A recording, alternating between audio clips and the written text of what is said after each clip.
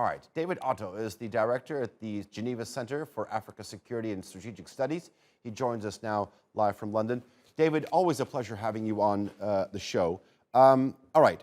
I'm looking at the statement by the military leader, General Al-Burhan. He's insisted that the military takeover was not a coup, but only meant to sort of rectify the course of the Sudanese transition. Help me read in between the lines. What does he actually mean? Actually, he's saying the same thing that most coup leaders would say. This is not a surprise statement from him.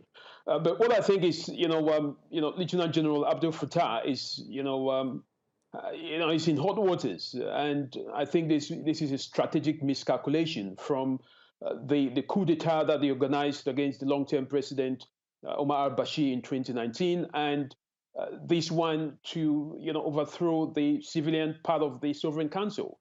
They're in trouble because, of course, the population is not going to lie low, and every coup d'état that does not have the support of the local population, the support of the people in general, as we've seen. Of course, there's an argument that there are people that are divided, as we saw last week on other protesters calling for the military to take over. But largely, with the planned protest that is expected to take place tomorrow in throughout the country, I don't see the military surviving.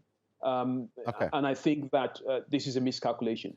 I'll get to the massive march that's planned for Saturday in just a bit if we have time. But I want to ask you about the military leader saying that he's going to appoint a new prime minister within a week. Who do you think is going to be appointed to this position? Does it really matter? And I've actually read that there is a possibility that General Al-Burhan might even reappoint or appoint Hamdok again, but sort of with a very short leash. What's the possibility of that? I think, again, as I said, the military is in hot waters, and the pressure is mounting as the days go by. So I think that the best way would be for them to restore the deposed Prime Minister Hamdok, and I don't think they would survive as much or as long as they want if they then appoint someone else, because of course that would have meant that the military has achieved the goal of removing the political figures that they do not like and replacing them with the ones that possibly would take their bid. But I don't see anyone else coming to this position of the transitional government as a prime minister and stopping the riots and the protests that are ongoing.